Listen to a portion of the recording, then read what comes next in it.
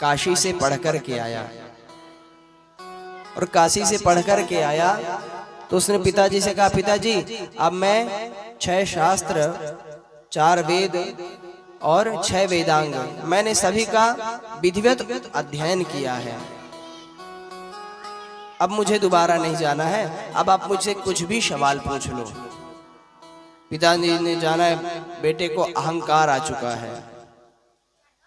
ब्राह्मण ने कहा, देखो अगर इतने ही ज्ञानी हो तो बताओ पाप का बाप कौन है। बेटा ने कहा, पिताजी इसके बारे में तो विचार करना पड़ेगा। अब भैया बेटा अनेक अनेक प्रकार के शास्त्रों को खोलता है, पूर्व मीमांसा, उत्तर मीमांसा, न्याय, वैशेषिक इत्यादि सभी शास्त्रों को खोल करके देखता है, वेदांगों को देखता है, ज्योतिष, शिक्षा, नयन, कल्प इत्यादि सभी वेदांगों को अध्ययन करता है, परंतु पाप का मूल उसे नहीं स्पष्ट रूप में कहीं नहीं पता चल रहा। हालांकि पाप का मूल वहां भी अध्ययन है, वहां भी वर्णित है, परंतु बालक अबोध विद्या के कारण, अज्ञानता के कारण उसे पहचान नहीं पा रहा है। बोला, पिताजी कुछ समय दीजिए, मुझे कुछ समय दीजिए, कुछ समय बाद मैं आपको इस प्रश्न का उत्तर दूंगा।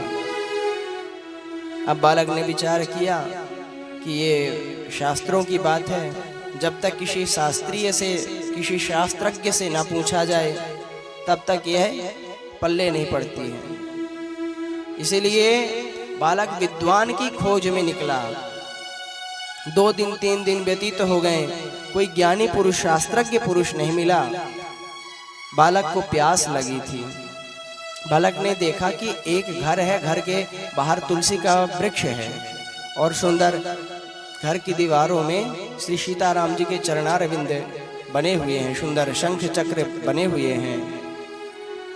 बालक ने विचार किया, हो सकता है किसी ब्राह्मण का घर हो।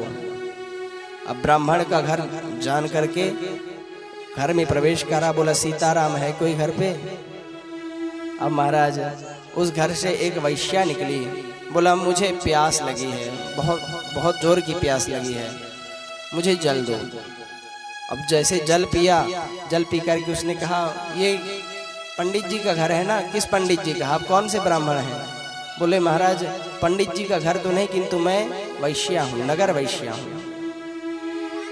अब महाराज जैसे पंडित जी के हाथ में गिलास थी, गिलास को फेंका, बोला कि तुमने मेरा धर्म भ्रष्ट कर दिया। अरे मैं कहाँ पाप का बाप ढूंढने निकला था और कहाँ तुम मुझसे ये पाप करा बैठी। अब मुझे जनेऊ बदलना होगा, पंचगव्य पान करना होगा, इत्यादि करके पुनः पवित्र होना होगा।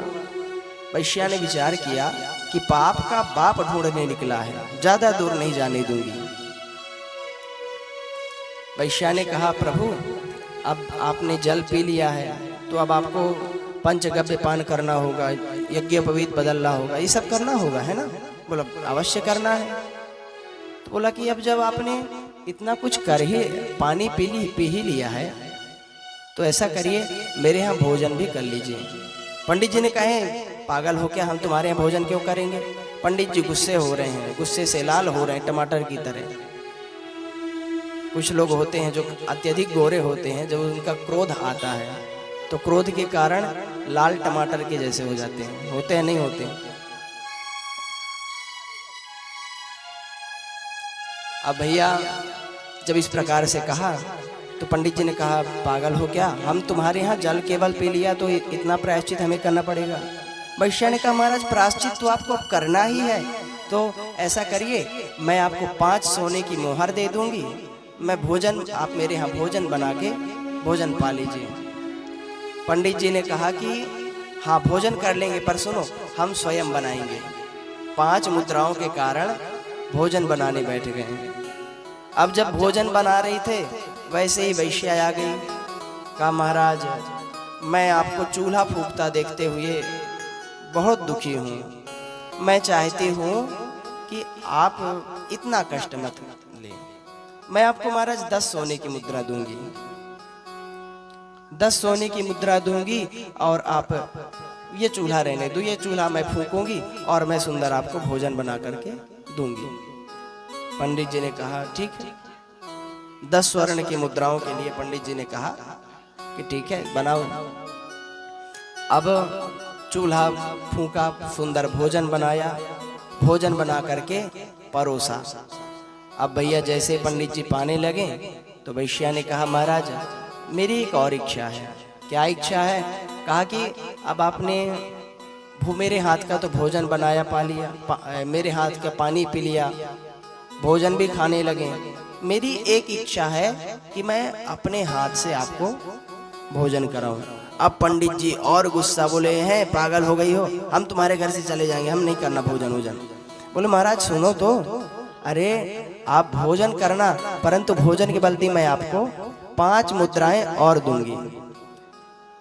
अब 15 मुद्रा हो गई। पंडित जी ने कहा ठीक है, 15 मुद्रा मिल रही हैं, रास्ते में कुछ हो जाएगा। कहा ठीक है चलो खिला दो।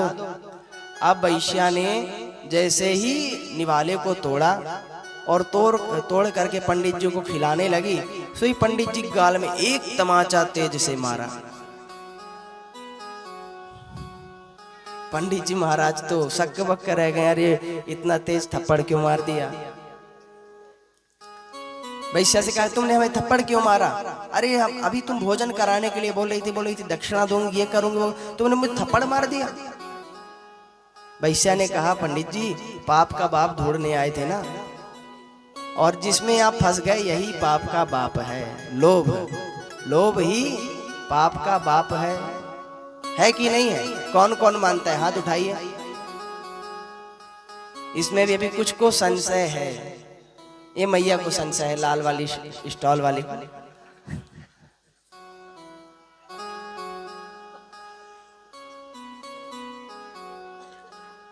वैश्या ने कहा कि पंडित जी जो आपके अंदर इन स्वर्ण मुद्राओं को देख करके जो लोभ उत्पन्न हुआ, यही पाप का बाप है, यहीं से पाप उत्पन्न होता है।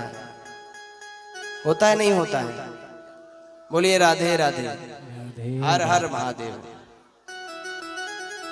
इसी प्रकार से अब आगे कथा कहाँ पे चल रही थी? प्रसंग कहाँ था? हाँ, गणेश जी का तो था, पर कहाँ पे था? गणेश जी कहाँ पे थे? अभी जन्म हो रहा था, विवाह हो रहा था, क्या हो रहा था? हाँ,